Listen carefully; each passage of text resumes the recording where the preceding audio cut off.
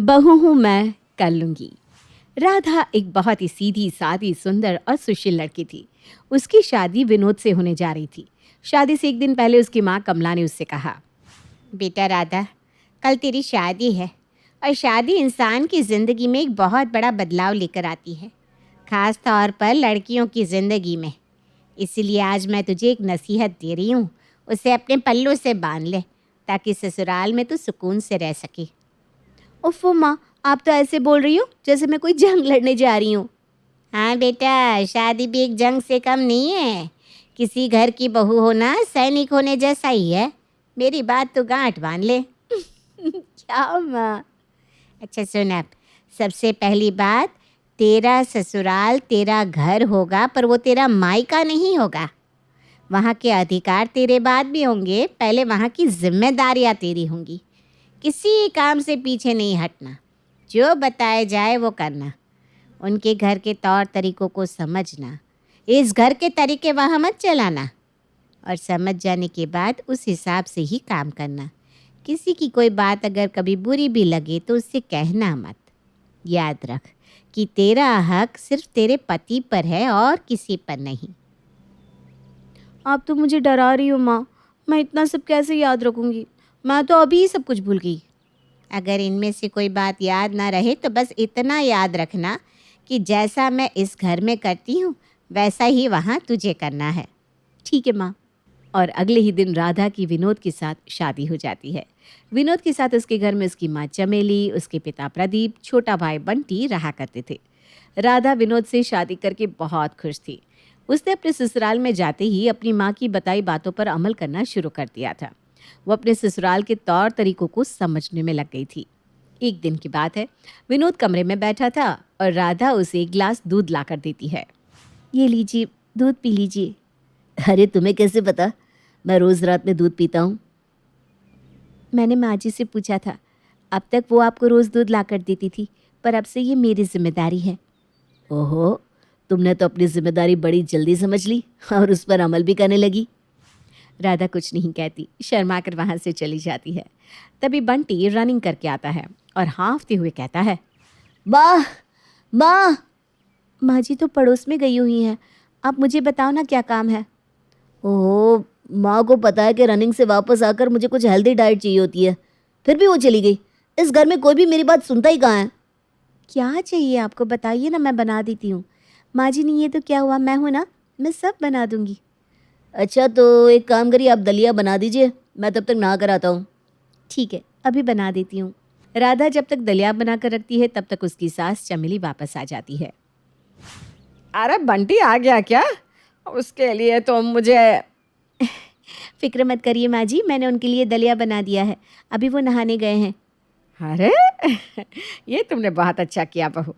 अच्छा सुनो, आज शाम में ना मेरे भाई और भाभी आ रहे हैं तो घर की सफाई करवानी है और बाज़ार से कुछ सामान भी लाना है।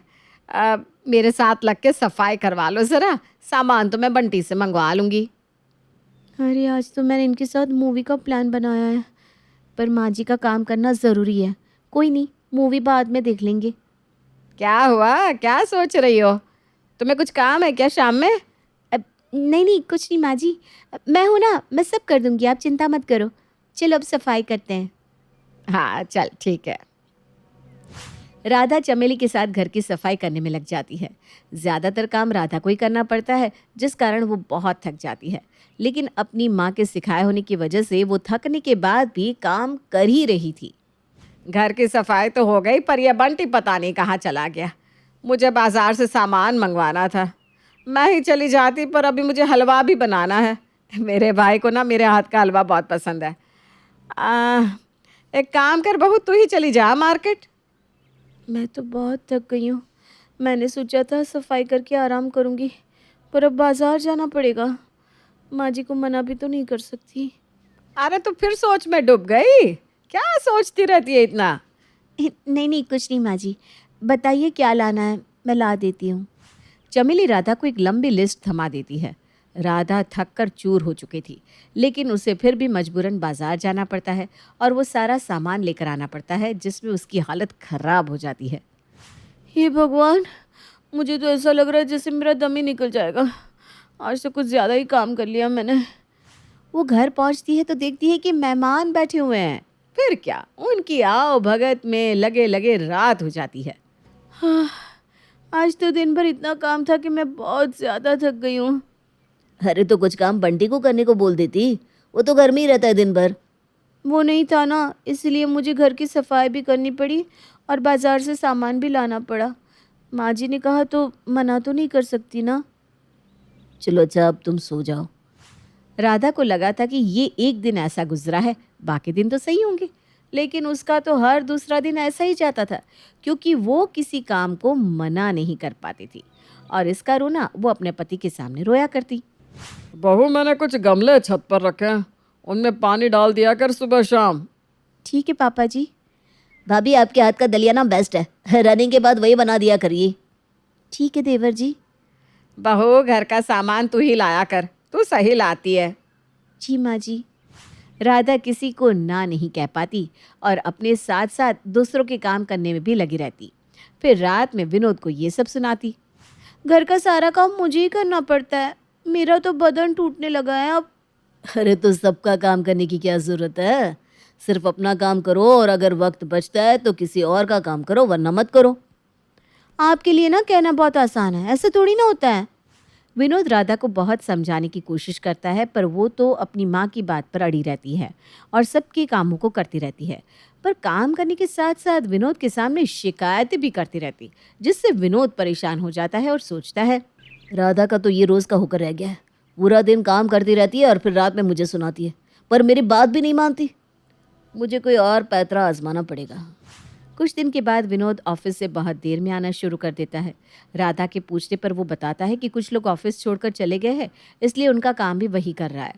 कुछ दिन तक तो राधा कुछ नहीं बोलती, लेकिन फिर जब ज़्यादा दिन गुजर जाते हैं तो एक दिन वो बोल पड़ती है, क्या आपको ये एक्स्ट्रा काम करने के पैसे मिल रहे हैं? नहीं तो पैसे क्यों मिलेंगे भला? तो फिर क्यों कर रहे हो? अपने बॉस को मना कर दो कि ये काम मेरा नहीं है। तुम्हारे लिए कहना बहुत आसान है, ऐसा थोड़ी ना होता है। विनोद के मुंह से अपनी कही हुई बात सुनकर राधा को थोड़ा अजीब लगता है। जो भी हो, आप इतना काम ना करो, दूसरों का काम आपको करने की बिल्कुल ज़रूरत नहीं है। अच्छा, तो क्या तुम दूसरों का काम करना छोड़ सकती हो? क्या मतलब? मतलब ये जो तुम दूसरों के काम करने में लगी रहती हो, जिससे तुम्हें कुछ हासिल नहीं होता, क्या तुम ये काम छोड़ सकती हो? पर वर कुछ नहीं है। अगर तुम ये घर के एक्स्ट्रा काम करना छोड़ दो जो तुम्हें थका देते हैं, तो मैं अभी अपने बॉस से कह दूंगा कि मैं एक्स्ट्रा काम नहीं करूंगा और वक्त पर घर आ जाऊंगा। ठीक है।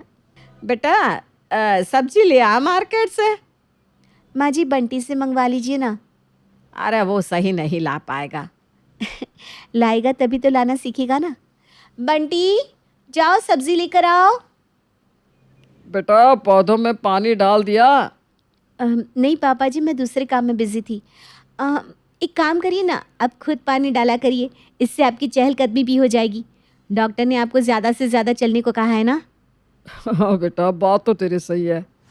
राधा के अंदर आए इस बदलाव को देखकर विनोद बहुत खुश होता है और इस तरह उनका जीवन पूरी तरह से सुधर जाता है, क्योंकि अब तो राधा हमेशा अच्छे मूड में रहा करती थी। राधा भी ये देखकर हैरान थी कि अब कोई भी उससे अपना काम करने को नहीं कहता था और ना ही किसी को उसका ये व्यवहार बुरा लगा। वो समझ गई कि हम अगर दूसरों का काम करेंगे तो वो तो करवाते ही रहेंगे, हमें अपनी सीमा खुद तय करनी होती है। कावेरी जी अपनी बहू सोनाली और बेटे देवेश के साथ रहा करती थी। कावेरी जी को अपनी बहू सोनाली से वैसे तो कोई शिकायत नहीं थी, बस सोनाली को थोड़ा घूमने फिरने का शौक ज्यादा था, इसीलिए कभी कभी उससे नाराज हो जाया करती थी।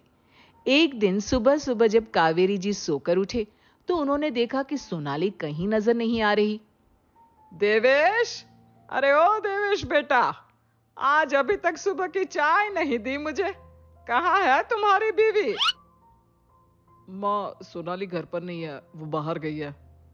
लगता है सुबह सुबह घूमने निकल गई। बस एक यही कमी है मेरी बहू में, बाकी सब तो ठीक है। अरे नहीं नहीं, घूमने नहीं गई है, आज वो महिला दिवस है ना, वही मनाने के लिए गई है माँ। अरे वो तो ठीक है, लेकिन इतनी सुबह सुबह कौन जाता है? दिन निकला नहीं और तुम्हारी बीवी को तो बस घूमने की पड़ी है। अरे भाई, महिला दिवस मनाना है तो मना ले, किसने मना किया है? अपनी सास को एक चाय तो पिलाकर जा सकती थी ना। अरे माँ, नाराज मत हो। आज के दिन तो आजादी दे दो अपनी बहू को। हाँ हाँ, जैसे मैंने तो उसके पैरों में बेड़ियां डाल रखी है। कहना क्या चाहते हो तुम, हैं? माँ, मैं तुम्हारे लिए चाय बना कर ले आता हूँ, बस नाराज मत हो। देवेश अपनी माँ को चाय बनाकर पिला देता है। कावेरी जी ये देखकर खुश हो जाती है। अच्छा ये बता, वो काम वाली कितनी देर में आएगी? सारा दिन घर का काम कौन करेगा? माँ, नाराज मत होना। वो क्या है ना, हमारी काम वाली को मैंने आज छुट्टी दे दी, महिला दिवस है ना। अरे भगवान, तुम लोगों को अकल कब आएगी? अरे अपनी बीवी को घुमाने भेज दिया, काम वाली को छुट्टी दे दी। कम से कम अपनी बूढ़ी माँ के बारे में सोचना तो चाहिए था। वो भी तो औरत ही है। माँ, बस एक ही दिन की तो बात है, प्लीज थोड़ा सा एडजस्ट कर लीजिए ना। मेरी मति मारी गई थी जो तुम लोगों को इतनी आजादी देकर रखी है। अब बुढ़ापे में यही देखना बाकी था। अपनी बहू सोनाली के घर से बाहर होने और कामवाली के काम पर न आने की वजह से कावेरी जी को घर का काम करना पड़ता है। इसी तरह सुबह से शाम हो गई और अब सोनाली पर उन्हें गुस्सा आने लगा, क्योंकि सोनाली अभी तक घर लौट कर नहीं आई थी। शाम को जब देवेश ऑफिस से घर आया, माँ क्या हुआ, सोनाली नहीं आई क्या अभी तक? अरे अब मुझसे क्यों पूछ रहा है? पूछ अपनी बीवी से। शाम को काफी देर से सोनाली घर लौट कर आती है। तब तक उसकी सास थक कर सो चुकी थी। अगले दिन सुबह के वक्त, मम्मी जी ये लीजिए, आपके लिए मैंने चाय और नाश्ता तैयार कर दिया है, बिल्कुल आपकी पसंद का। अरे बहुत मेहरबानी, मुझे तो लगा सुबह सुबह घूमने चली गई होगी तुम। मम्मी जी प्लीज नाराज मत होइए, ये देखिए मैं आपके लिए महिला दिवस के तोहफे लेकर आई हूँ। मुझे नहीं चाहिए तुम्हारा कोई गिफ्ट, अपने पास ही रखो। पहले बूढ़ी सास से काम करवाती हो और फिर तोहफे का लालच देती हो।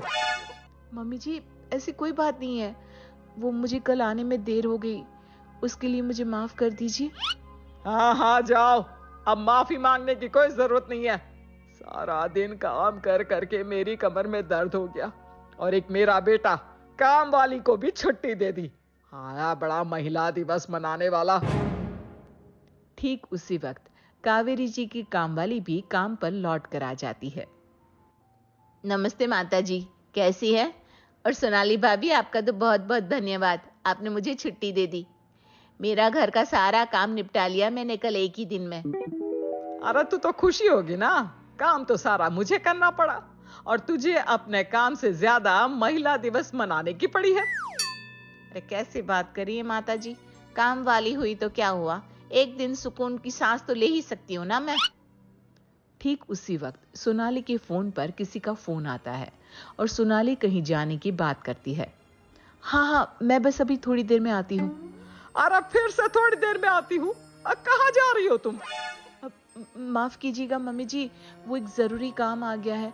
वैसे भी अब ये आ गई है ना, सारा काम तो कर देगी, मैं बस यूं गई और यूं आई। इससे पहले कि कावेरी जी सोनाली से कुछ कहती, वो फटाफट घर से बाहर निकल जाती है। ये देखकर कावेरी जी फिर से नाराज हो जाती है और देवेश को उल्टा सीधा सुनाती है। साफ साफ कह देती हूँ बेटा, या तो अपनी बीवी की लगाम कस ले या फिर मैं टिपिकल सास जैसी बन जाऊंगी और तुम दोनों पर बहुत भारी पड़ूंगी। बहू का इस तरह पूरे वक्त घर से बाहर घूमते रहना कोई अच्छी बात नहीं है। माँ क्यों आप बार बार नाराज होती हैं? होगा उसका कोई जरूरी काम। शाम को जब सोनाली लौट कर आती है तो सोनाली की सास उस पर फिर से नाराज होती है। लेकिन अगली सुबह जब कावेरी जी के घर पर अखबार आता है तो उस पर सोनाली की फोटो देखकर हैरान रह जाती हैं। देवेश, अरे देवेश बेटा जरा यहाँ तो आ, ये देख बहू की फोटो अखबार में छपी है। माँ मुझे तो पहले ही पता था, आपकी बहू को अवार्ड मिला है, अवार्ड। अरे लेकिन इसने ऐसा क्या कर दिया जिससे अवार्ड मिल गया? अरे भला घर से बाहर घूमने का भी अवार्ड होता है क्या? फिर तो मैं भी घूमना शुरू कर देती हूँ। अरे नहीं माँ, वो घर से बाहर घूमने नहीं जाती, गरीब औरतों की मदद करती है। कैसी मदद? माँ जी, मैं आपको बताती हूँ, हमारे घर में जो काम वाली आती है ना, उस तरह की गरीब औरतों को किसी ना किसी रोजगार में लगाने में मैं उनकी मदद करती हूँ। सारा दिन उन्हीं की हेल्प करने के लिए मैं काम करती हूँ। इसीलिए मैं आधे से ज्यादा वक्त घर से बाहर रहती हूँ माँ जी। तो क्या इसीलिए तुम्हें अवार्ड मिला है? हाँ मम्मी जी, और उस दिन भी मैं इसी काम से बाहर गई थी। अरे ये बात तो तुम या देवेश मुझे पहले भी बता सकते थे ना। उस दिन बताना तो चाहती थी, लेकिन आप नाराज थी तो बता नहीं पाई। और हमें ये लगा माँ कि कहीं आपको सोनाली का इस तरह गरीब औरतों के साथ पूरा दिन रहना, काम करना पसंद आएगा भी या नहीं। बस इसीलिए हम आज के दिन का इंतजार कर रहे थे, जब आप अपनी बहू की फोटो अखबार में देखो, क्योंकि हमें पता था कि अखबार में सोनाली की फोटो और उसके काम के बारे में देखकर आपको बहुत अच्छा लगेगा। अच्छा कैसे नहीं लगता? अरे मेरी बहू इतना अच्छा काम कर रही है और मैं बेकार में ही उसे भला बुरा सुनाती रही। तभी कावेरी जी की काम वाली भी वहां पर आ जाती है।